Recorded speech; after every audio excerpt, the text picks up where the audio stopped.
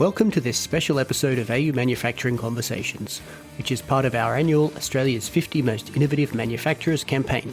This time around, the 50 Most Innovative has been made possible through the support of these wonderful sponsors: Australia Wide Engineering Recruitment, TXM Lean Solutions, the Industry Capability Network, Bonfiglioli Australia, the Advanced Manufacturing Growth Centre, and the SmartCrete CRC.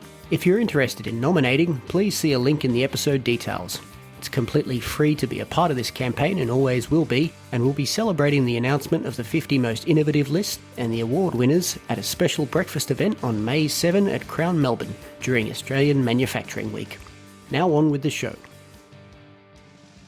John, thank you very much for joining us here. It's good to have you on AU Manufacturing Conversations. Good morning, Brent. Thank you very much. Thanks for wanting to hear about my story. Look forward to doing so. So let's get started where we normally get started, and that is with the question, how did you get here, John, and what do you make? Okay, in my past life, I used to fix and repair appliances. I'm a TV video technician by trade.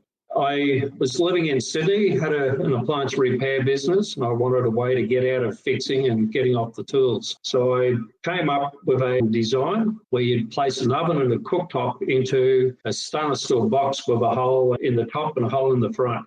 I had a patent put on this, and this would present as a upright stove.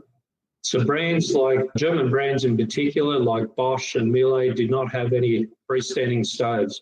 This would convert their appliances into a market that they never had. We ended up selling those, branded Bosch, and that was how I got into manufacture. I was able to locate companies that could get a finish, the quality, the components to match the German brands.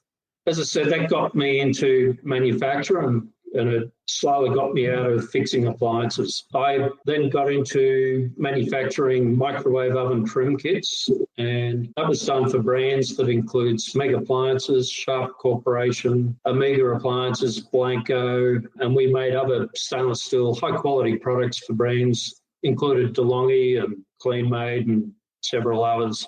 Back in 2015, I started working in the barbecue area, and I designed a inbuilt barbecue that was gas, infrared, touch control. And then I found, after I spent quite a bit of time and money into the R&D, I was in breach of a US patent. So that stopped that project dead. But I did then get called in to do some consultancy work with SMEG with their barbecues. I worked with SMEG and I found a company that produced a portable barbecue, and I thought, these are pretty cool. I'll make some changes, some design changes, and I started to import those. And these came from China, and that's when I started my barbecue arm of the business. Then I was able to work with a company based in Melbourne and we started working at a contract to sell these portable barbecues into the caravan and RV market. Then COVID hit. That changed a few things around. The caravan market was going nuts. We could have sold thousands of these barbecues, but due to COVID and the crazy lead times, not just my fabrication companies in Australia, their lead times flew out from 3 to 4 weeks to 3 to 4 months, but the Chinese lead times flew out to 9 months. So I couldn't get the product to be able to sell to these thousands of caravan owners. After the second 9-month lead time, I decided to set up and manufacture in-house here in regional New South Wales in my town of Temora.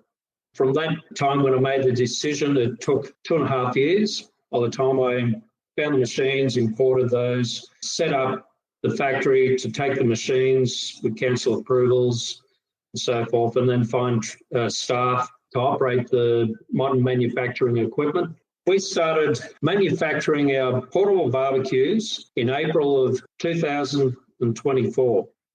We started manufacturing just late last year, and our first barbecue models that are made in Temora, Australia, started rolling out in April this year, 2024. And virtually everything we've manufactured has been shipped across the Tasman to a major RV manufacturer. To date, we've manufactured approximately 600 barbecues. that most have been exported. We have received a lot of interest since from overseas in the US and in Europe. Let's think about barbecues a little while longer. It's a broad question, but what makes a good barbecue? Right. Firstly, quality, made to last, especially when used in the caravan off-road applications. Compact, especially again for caravans and RVs. Easy to start. We use a piezo. Easy to clean. We use 3 or 4 commercial grade stainless steel. Safety is quite important. A lot of regulations now are changing. They have in the caravan world where they need the FFD, flame failure device. So if the flame goes out, the gas shuts off. You want high temperature when it's on high and low temperature on low. Solid cast plate that retains the heat. Reversible cast plates, flat on one side, ribbed on the other. Flame protection in windy environments. A good choice of innovative accessories. And a barbecue that has versatility and flexibility. And so, who else is making barbecues in Australia? And what's your main point of difference? There's not a lot who actually make portable barbecues in Australia. And the few that do, they're either quite expensive, one brand that is over double the retail price of ours, and the aesthetics of them are nowhere near on the level of our designs. Right. So when we talk about innovation, we talk about a lot of things, but one of them tends to be novelty. So are there any things that you've come up with that you'd say are Australian first or world first features? Yeah, we've had a look at what the competitors lack. So we've used some innovative designs. Firstly, a lot of our unique and innovative accessories are only possible due to our hood hinge system. It is a tongue type hinge. These 2 male hinge parts easily slip into 2 slots at the rear of the barbecue. You can easily remove the hood, even with one hand. The hood is not fixed with clips, screws, or bolts. This allows for some of our accessories to be easily exchanged when removing its standard hood with a low-profile lid. It allows our barbecues to fit into tight locations like RVs. Collapsible hood extender. When unfolded, it can fit onto the barbecue and raise the hood by 130 millimetres, and the hood can fit onto the hood extender. It allows you to cook a full-size roast, even a turkey. It even can protect the flame in windy conditions. When you're finished, it easily removes and it folds up to 50 millimetres and comes with its own protective carry bag. It takes up little room when stored, great for the caravanners and travellers. We have a pizza dome kit. You can turn your portable barbecue into a portable pizza oven. You can even cook 2 pizzas at the same time, or it's even great to cook roasts. We've designed a balcony barbecue box. It's designed for apartments or homes with small alfresco areas. It takes up a small amount of space. The balcony box is only 250 millimetres deep. You can clip the barbecue on the drop-down lid. When you want to close it up and safely store a barbecue, it stores in a vertical position. How's business been since opening your factory? What are you seeing out there? We have been impacted with the problems with inflation. The continual interest rates going up has impacted my business because I have borrowed all the machinery. And on the flip side, barbecues are a luxury. And so sales have sort of dropped a little with some of our existing customers, but we're out there looking for new customers.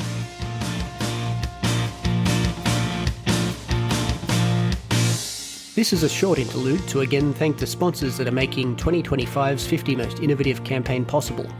Our appreciation goes out to these legends: Australia Wide Engineering Recruitment, TXM Lean Solutions, the Industry Capability Network, Bonfiglioli Australia, the Advanced Manufacturing Growth Centre, and the SmartCrete CRC. Now back to the show. And so what's the size of your company? Are you a handful of people? We only have 3 full-time staff, and then we have 2 that come in part-time. We could do with another 4 people straight away. As we've started in-house, not even 12 months ago, we'll do this slowly. And so you mentioned some investments in your factory and having to borrow money for that. What are some of the things that you've brought under the roof to make production and logistics and everything else smoother and less labour intensive? Because we've changed direction in business and we've set up to manufacture in-house just recently, I was able to find machines that are modern manufacturing equipment, from a 2 kilowatt fibre laser cutter that can cut both sheet and RHS. To load the sheets, I was able to work with a company that manufactures gantry self-loading. They make them more for the kitchen industry for loading melamine sheets. But working with this company to load stainless steel sheets, which are quite more flexible and light, they were able to add in more suction caps and so forth, so we could use it in our factory, and it works quite well. So this means it's only one person who operates the controller to load the sheets onto the back of the laser cutter. You don't have two people loading manually, which could cause injury or damage to the material. We have the latest in a CNC press brake with some robotics on a 5 metre roll that can fold some of the parts, which reduces any chance of injury. We've invested in fibre laser welding, which is an incredible device. It's like magic in a box, this machine. It can laser weld, it can weld 0.5 millimetre stainless steel, and it's all programmed. So you don't need a welder, a qualified welder as such. It's all programmable. You enter in the material thickness, even the wobble size, and you pretty much just pull the laser gun along and it will either laser weld, or it can spot weld, or it's a handheld laser cutter. Or you can change the program and the lens nip will clean metal. It shoots a spray about 50 millimetres wide, and it'll take rust or paint off metal. It will even take varnish off timber without burning the timber. It's been a great investment in my business. To etch into the control panel of the BBQ, we don't screen print, we laser etch. So we have a laser etching machine, and we've found other work for this. We've been making trophies. We're looking at another business where we can make birthday cards, Christmas cards, invitations, business cards, all out of stainless steel that's laser etched. We can laser etch photos into the stainless steel. It's been a great investment as well. And so, speaking of investments, obviously you don't know the use they're going to be put to or the demand for them, etc., etc. I'd like to ask about risk and reward, something that's sort of inextricable from innovation and from manufacturing in general. One of the problems I've faced is financing this. Coming out of COVID, it was not a lot of income coming into the business like most. And then setting up, there's been quite an expense to invest in the machines. There hasn't been a lot of support from the banks, but it's not so much their fault. It's their hands have been tied basically because of the Royal Commission that came about after the GFC. I think it'd be great if the government could just release some of the constraints that they have, especially for small manufacturers. But on the flip side, because of our innovative products we've designed and we manufacture, we're getting a lot of interest from overseas in particular. We have a lot of opportunity to grow. The only constraint for us growing is the lack of support from, I guess, the banks and being able to fund for the future. Sure. So speaking of opportunities to grow, what's one major thing that could happen to take your business to the next level? Would it be, the matter of finding the right overseas distributor, or creating a bit of a buzz on social media, or winning a high-profile contract? What do you think would really move things along for you guys? It's a mix of all of those things you've mentioned. We've got potential in the US. We've got real solid potential in the US and in Switzerland for Europe. But to be able to enter into these countries, it would need quite a bit of investment with stock to supply, to send over to the US or into Europe. Extra machines, extra staff would be required. I think with our designs, we've made our first prototype of a multicoloured barbecue. We can actually import stainless steel in different colours, even wood grain colours. We could make a barbecue that looks like it's made out of wood, but it's stainless steel. Now, some of these innovative designs that we have, including the accessories and the multicolours, are really getting the attention through social media. That's been a big help. We've been contacted from people all around the world pretty much who have shown interest in our product. I think without the financial support from the banks, I think to break into the US and Europe and to do this properly, I'd need to bring in an equity partner and one who can give some meat to the business, so to speak, and that would help certainly for our business to grow. Without that, I may not be able to break into the overseas markets. I guess next thing I'd like to ask you about is the idea of an innovative company. What, in your view, makes a company innovative? I think it's a company who can have a look closely at their competitors and see what the market's missing. But to add to that, I think if you have some sort of degree of design skills, I've spent almost 25 years working with major companies to design products for them, including your Smegs, Blanco and Sharp and so forth. And they usually call you when they need a problem solved. And to have the capacity to be able to find solutions to problems, that helps big time.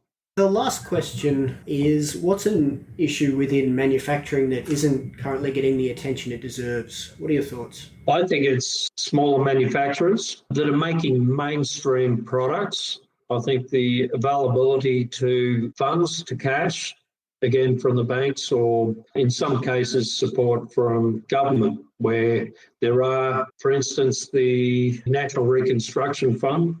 It's great for bigger companies. It's great for companies that are looking at manufacturing for space or renewables, but your mainstream products, we sort of fall between the cracks. Well, I believe that's everything I'd like to ask you, John. So thanks for taking the time and being on AU Manufacturing Conversations. Well, thank you very much, Brent. As I said at the beginning, thank you for listening to my story about my small manufacturing business. I've enjoyed it and I wish you every success. Thank you very much.